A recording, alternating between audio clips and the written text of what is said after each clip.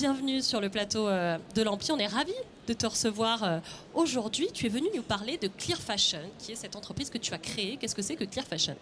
Alors, Clear Fashion, c'est le tiers indépendant qui permet aux consommateurs de s'informer sur l'impact environnemental, l'impact social de la fabrication des vêtements, mais aussi les lieux de production, par exemple, de chaque vêtement. Un genre de Yuka du vêtement. Oui, les gens disent ça souvent. Ouais. Oui. Donc, ça sert en fait à retracer tout l'origine du vêtement. Comment ça se passe ? Ouais. Alors, en fait, déjà, pourquoi est-ce qu'on a lancé ça ? C'est parce que dans le secteur de la mode, il y a énormément d'opacité. Et en même temps, il y a énormément de problèmes. Donc des problèmes sociaux, on parle d'esclavagisme moderne, de travail forcé. Vous avez peut-être entendu parler des Ouïghours, par exemple, récemment. Il y a énormément de problèmes environnementaux aussi, la pollution des eaux, l'impact carbone de la fabrication des vêtements, la surconsommation, les vêtements qui durent de moins en moins.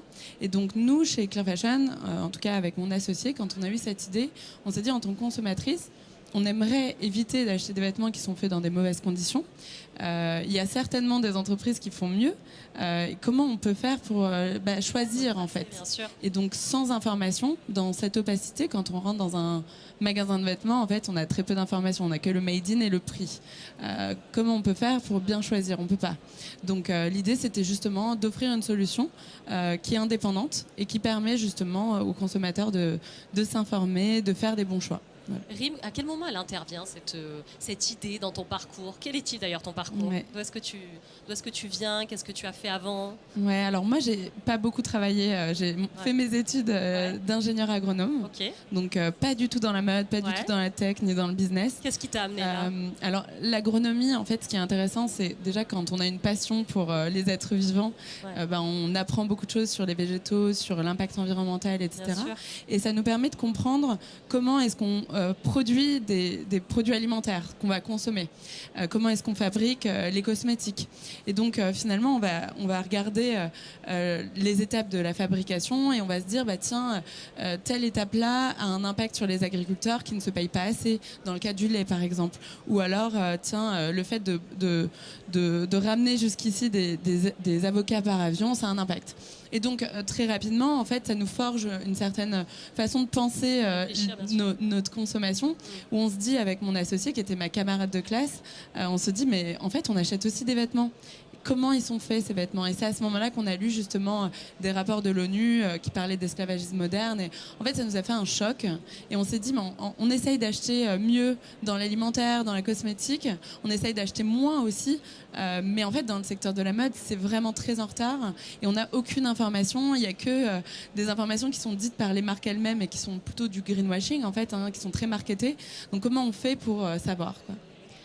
Votre application, vous la créez en 2018. Ouais. Comment on passe de cette idée géniale, certes, mais à la création de l'appli, à la mise en pratique ? Ouais. Alors, donc, Marguerite et moi, on est toutes les deux de la même formation, ingénieur agronome. Ouais. Ça nous a demandé déjà d'apprendre nous-mêmes beaucoup de choses.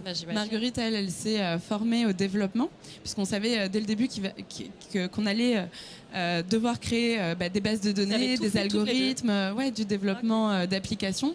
Donc ça, c'est Marguerite qui était en charge de ça. Et moi, j'étais plutôt en charge justement de la relation avec les consommateurs, bien comprendre leurs besoins, leurs attentes, pour pas qu'on crée un outil que pour nous. Et en même temps, de contacter des marques pour voir à quel point ces marques, elles étaient potentiellement partantes. Et on s'est rendu compte très vite que y avait des marques qui étaient très partantes parce que justement, elles font des bonnes choses et donc ça pouvait les valoriser. Et d'un autre côté, on avait des marques qui étaient vraiment contre. Donc c'est là qu'on a décidé justement de créer cette application pour les consommateurs et qui, finalement, c'est les consommateurs qui vont demander de la transparence à leur marque. Et finalement, nous, on est là pour porter la demande des consommateurs.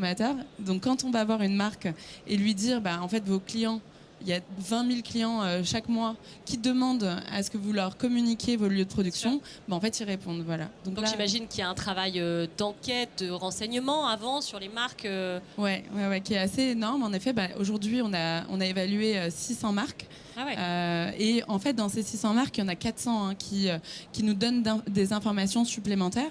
Mais c'est vrai qu'au début, en fait, c'était beaucoup d'investigations. On allait regarder les documents, les contrats, on allait éplucher, on va dire, toutes les sources. Et à chaque fois, on contactait les marques pour leur dire voilà ce qu'on a trouvé comme information. Si vous voulez ajouter d'autres éléments, n'hésitez pas et nous on vérifie. Et donc maintenant il y a 400 marques qui jouent le jeu, quoi. Ouais.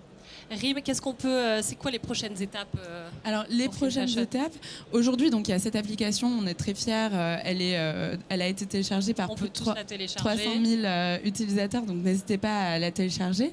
En plus de ça, on est encore plus fiers, ça fait 1 an qu'on développe des étiquettes pour que justement les marques affichent directement sur les produits leur impact. Comme sur les aliments. Exactement.